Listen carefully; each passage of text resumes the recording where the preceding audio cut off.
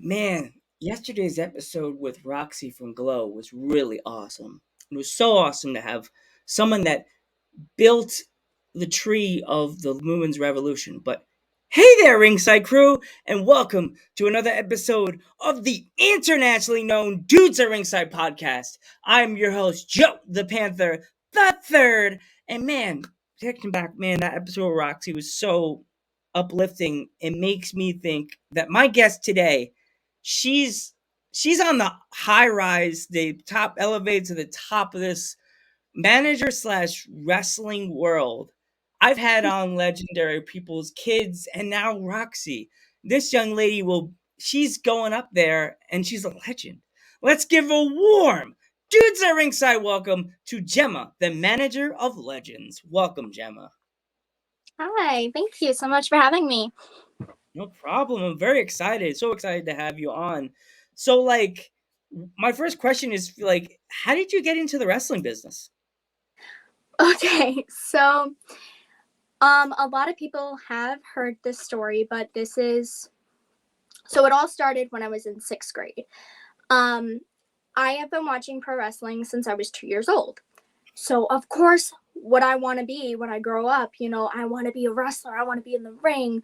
And like one of the main people that inspired me was AJ Lee. So I watched a ton of AJ Lee.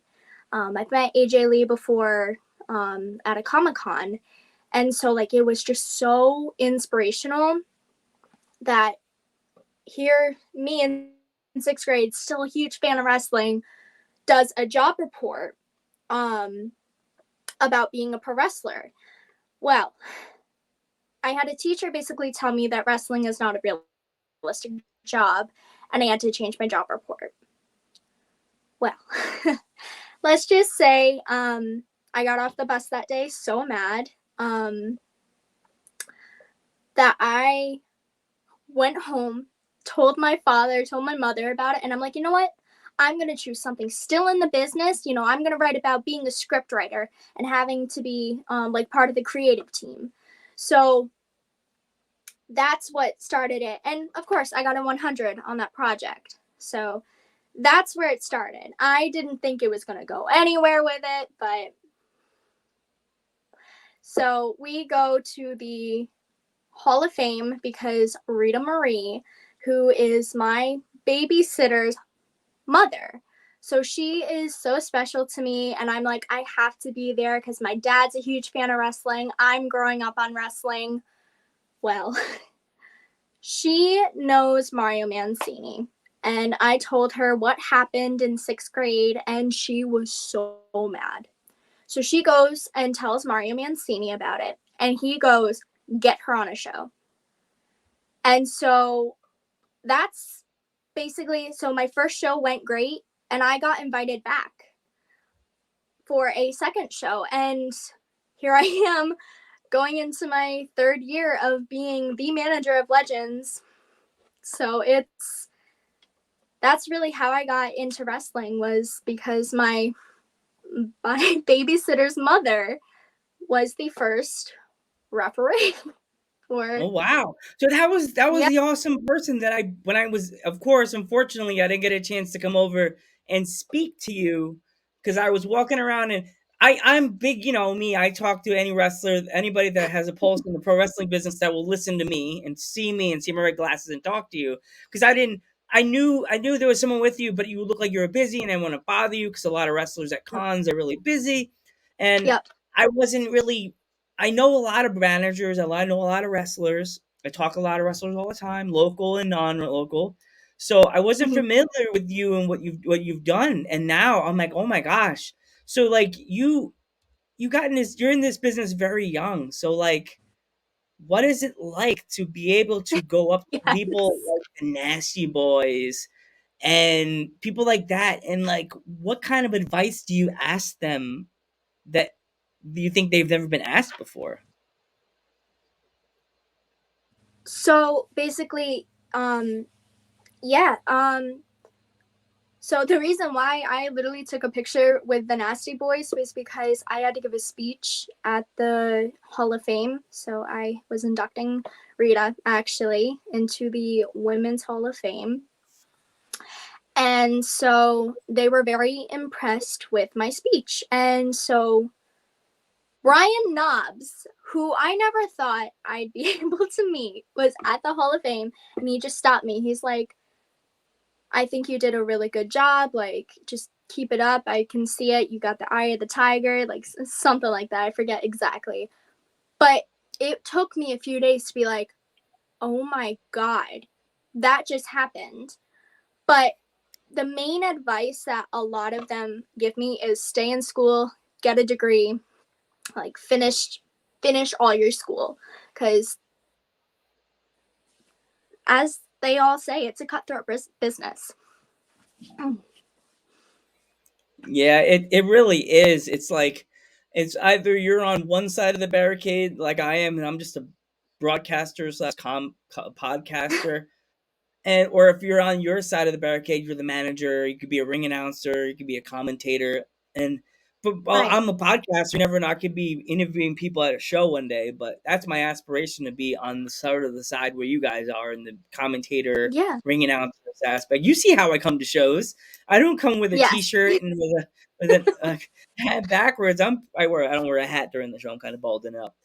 That's okay. double cubing it up on a Saturday night.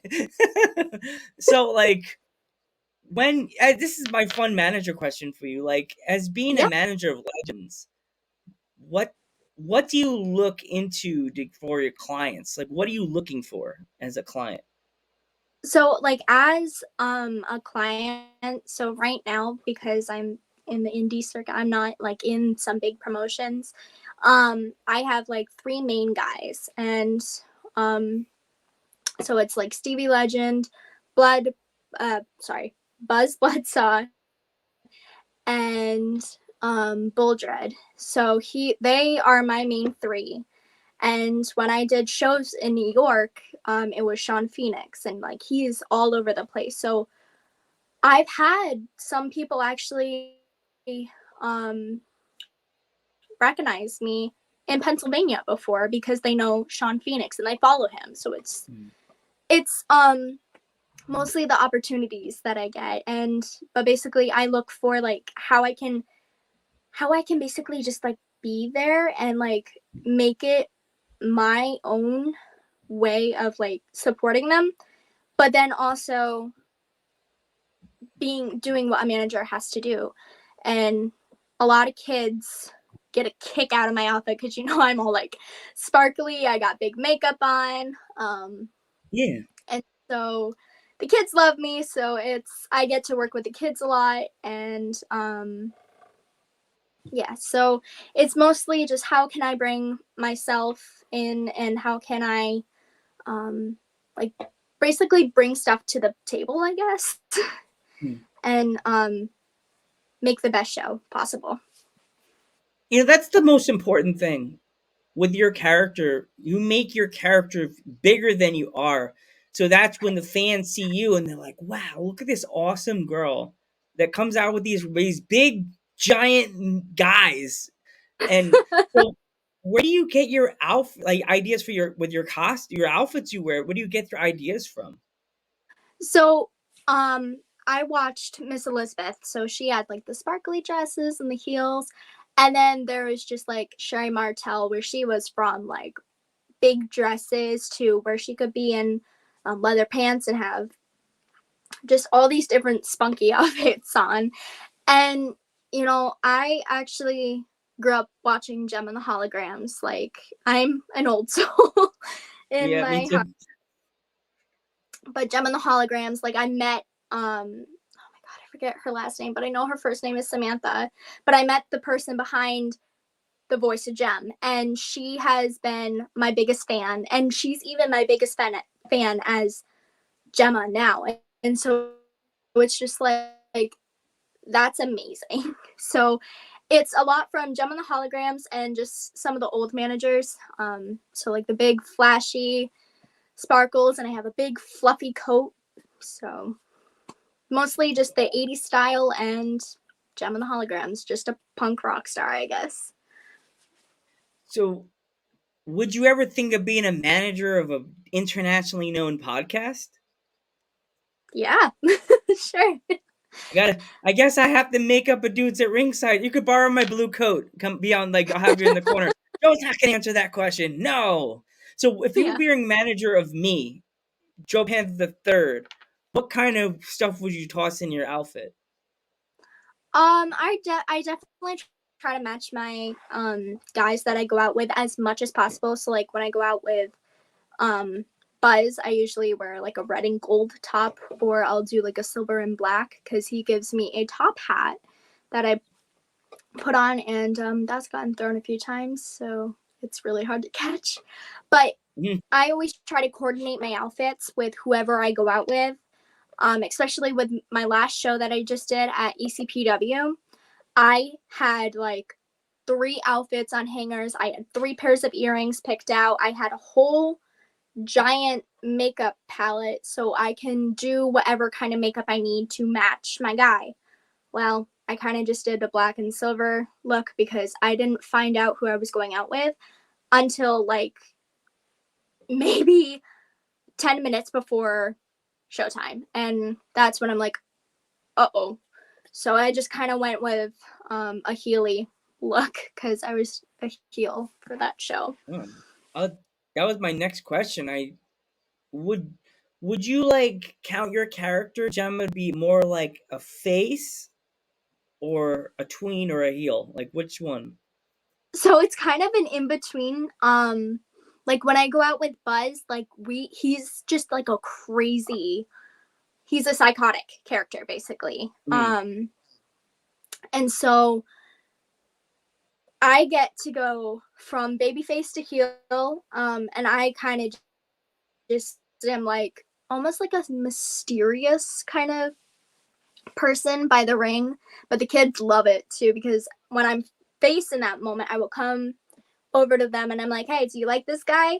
Yeah? All right, come on, I need your help." And so that's really fun when you get to work with the kids, and because the kids love you when you're a face too. Mm.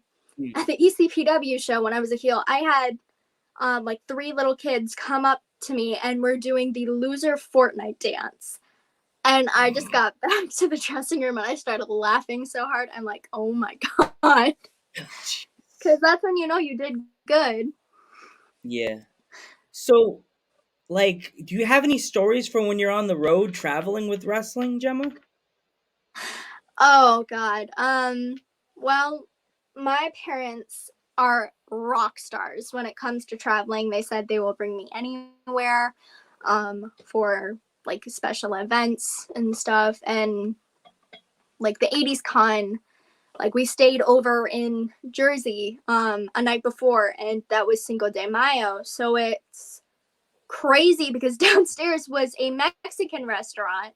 So they had music pumping, there were drunk people. So that was really hard to sleep that night, let's say that. So that was a pretty crazy trip. And then my dad has drove from East Haven, which is where I mostly work out of, and all the way home, which is a 3 hour drive. So it's like 3 hours there, 3 hours back. So Mm. it's a 6 hour trip in total. And by that night, he was like completely delusional. And yeah, without getting a deer or anything travel wise, like there was one time there was a really sketchy looking rest stop, and I was in leather pants, so I had to take like extra time to just gather myself again. And well, yeah, we had to get out of there pretty quick Yeah. because it was on the back roads too. So Ooh, that's really not good. No. So, what yeah. kind of food you? What kind of food do you eat during like the week, like the week of a show? What is your Mm-hmm. normal schedule like? So I have celiacs, so it's very so I have celiacs and I have type 1 diabetes. So I have to be careful with what I eat and just make sure I'm okay and that it's not anything that will make me sick. Because if I'm sick before the show day, I'm not myself. Like I'm barely I feel like I'm barely alive. I feel like I'm hit by a bus. So I have to be like very careful of what I eat before, and also make sure that I get really good rest. So like I'll it's a lot of caffeine in the mornings, but like if it was for like a school week or something, I'll pack like a high protein lunch also to get me through the day. And at night, I will just eat whatever my grandmother makes. So, yeah, it's very hard when you have dietary restrictions, but it's basically just like a high protein, or I like a lot of chicken salads. So it's a lot of chicken salads mostly. Chicken salad's good. I like chicken salad. Do you like putting it on the sandwich, or do you like eating it straight out of the bowl like a regular salad? So it's either or. Like if I feel like I want a sandwich that day, I will put it on bread, and I'll just have to give extra for it. But if I am having a wonky sugar day, I'll have to just eat it straight out of the bowl. Yeah. It's hard Yeah. when you have dietary restrictions. It's really difficult. Like, Yeah. and with you being in wrestling, like, does it affect like your energy? Like, if you have an attack like right before you come out to the ring, do you have to take it Yeah. slower when you're ringside and stuff like that? Yeah, definitely. In fact, like at a show I did with PAPW at Armada Brewery, I dropped like really low before I even went out, so much that there was another diabetic there. Shout out to Easy Cash. He literally saved my life that night. He went and got me a regular Coke. So I had the regular Coke and I was good. I was at like 103 and I was ready to go. And like that was the best I think I've ever done by ringside, was because my sugar was perfect and because I was feeling okay. But there have been times where I ate like something really bad and like I just did not feel good at all. And so it like I really did a really poor job. Hmm. Have you ever wrestled in any promotions in Pennsylvania or no? I have not wrestled in any promotions in Pennsylvania, but like I said, with Sean Phoenix, and then there's another guy. His name is Zachariah Gibbs. I know he's from Pennsylvania actually, but he comes up and like he does training at the academy. He helps out sometimes, and then he also just like he either trains or oh, Miracle Generation. They went to Pennsylvania a few times, and then they've been working with GC Dub. So it would be amazing to work in some Pennsylvania promotions. Like hopefully I'll get to work with Sean Phoenix again in the future. I know he does a lot of stuff in Ohio too.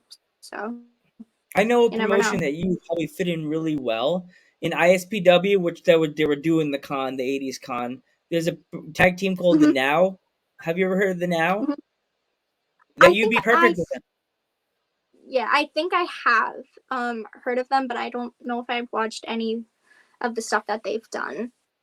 And definitely put this promotion on your list from Pennsylvania, PPW. PPW? Okay. PPW, the owner's name is Paul Bowe. Really nice guy, super Okay. sweet guy. They have a lot of male and female wrestlers that would be perfect for you. There's one that you said you like doing colors and sparkles. Is a female wrestler named Danny Moe, the neon blonde. Yeah. She's really cool. Yes. I know who that actually. Yes. She wasn't she at the 80s con as Yes. well? She had a Yes. match. She was in a Yep. match and she had a table. Yeah. Her and Facade. Yeah. The neon. I can't Yep. sing his theme song till we're not filming anymore. Let's just say it was in Ninja Turtles. He had the Yeah. Ninja Turtle themes as his theme song. Yeah. Yep. So, Gemma, what is like when the show is over and you're like going home? Is there any like candy or like type of like food you eat till after the show till you're like you're done?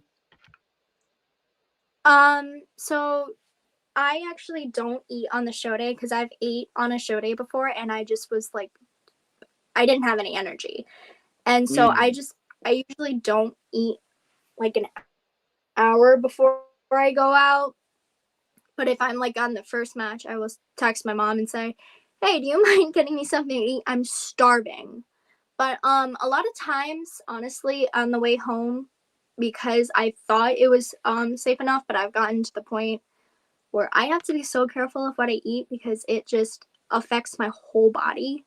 Um, Taco Bell, the Power Bowl is one of my go-tos because Mm. not only does I feel full enough, but then I can eat that, take a few sips of something, and I can pass right out. Because at the end of the show, I'm usually so tired. Do you have any other silly stories from ringside, like besides the one you were talking about, the kids doing the loser dance for you? um. Oh, let's see here. I've had, I've had a thing of water. I've had a thing of beer chucked on me by accident. Because I was behind a wrestler because I was trying to get out of the way and they just kept going the way I was going. And Kate LeBrock took the cup of it was either water or beer at that moment. I think it was a bottle of water, but like slammed it on the guy and I was just the guy didn't get it. I got it. I got drenched. And so like I had to play that off like I was a super brat because I didn't want to get my hair wet or anything. Because also I didn't like being wet because that was the clothes I came in. So it's just like, oh, fun. That's a ride home. Um, Hope your mom doesn't and get pulled so, over by a cop. Because hope your mom doesn't get pulled over by a cop. You're like, have you been drinking tonight, man? Ma'am, no, but my daughter's a wrestler. She got drenched by beer. Like, but then like there's been at the brewery show actually like someone chucked, not someone, the wrestler, the owner like brought the wrestler beer and he's like, I don't want that, I don't want that. And so he like chucked it on the ground and then I was the match right after it. So like it was a super pungent alcohol smell. So I had to go like this a few times. And what sucks is the kids were right next to it too. And like it got over where they were a little bit. So I'm just like, oh my God. But no. it's mostly I've gotten stuff chucked on me. I've almost had someone grab me before, like in the crowd, but luckily the Mm. promoter literally did a death stare because there were no like oh my God, what are they called? Like No barricades. barricades. What? Yeah. Yeah. It was a TTW show. They are Mm. no longer, so sadly. Mm. Yeah. So, in closing, Gemma, where do you see yourself in 5 to 10 years in the wrestling business? Well, to be honest, it's time will tell. Right now, I'm on the manager path, but if you saw my post on Instagram, which I believe you did, I got a certificate from PAPW, which is 4 free classes to start my official training to be a pro wrestler, or to see if I want to go down the referee alley. So it's we'll see. Um, Again, time will tell, but I'm really hoping like I've had a lot of people say they love how I manage and they would love just seeing me make it big as a manager. But then like you got to think about like Maxine Dupree. I think I said that right. I hope so. But like how she is with Chad Gable and Otis, I'm like I wouldn't mind being that. I wouldn't mind being a manager but a wrestler at the same time, or a manager who can take super hard hits like Julia Hart, which actually I've met her. She's so sweet. So again, like time will tell.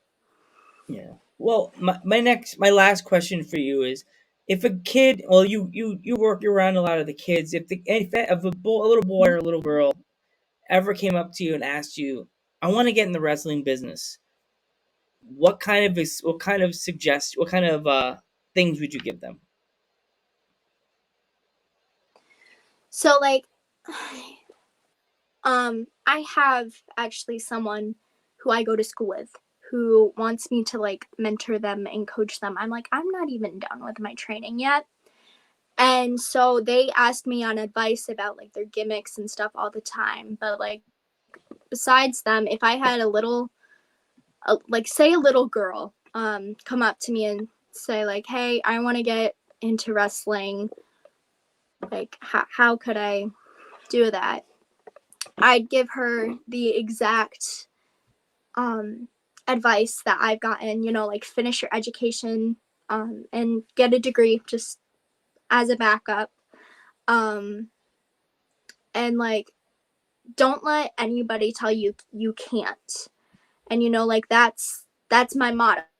Actually, don't tell me I can't, because the whole t-shirt incident. So yeah, I'd say just don't let anybody say no to you. And don't ever get your dreams crushed, because you want to stay strong, and it's important to always hold out that dream. You know, like I've been watching wrestling since I was 2 years old, and I mean, look at me now. It's crazy that I just even have my feet in the business, and you know, like it's gonna take a lot of hard work. But basically, I'd say to that little girl, don't give up on your dreams, and just you gotta work hard. You gotta work hard, and don't take no as an answer. Thank you so much, Gemma, for coming on the podcast. If any of my fans would like to buy any of your merchandise, where can they find it? So right now, any of my merchandise would be at shows that I'm at, or we are currently in the works of getting my website up and running. So we will be able to have some merch on that as well. Awesome. Gemma, I want to wish you Yep. nothing but the best of luck on your awesome journey in your training right now and in all the stuff you do. I would definitely love to have you come back on the podcast next year so you can update me on how your training's going and if you have any new clients, and we'll update and see if you're still on the Dudes at Ringside management team. I'm Joe Panther the third. Your turn. Oh, and I'm Jemma. I'm sorry, cut off. And we will catch you in the next one.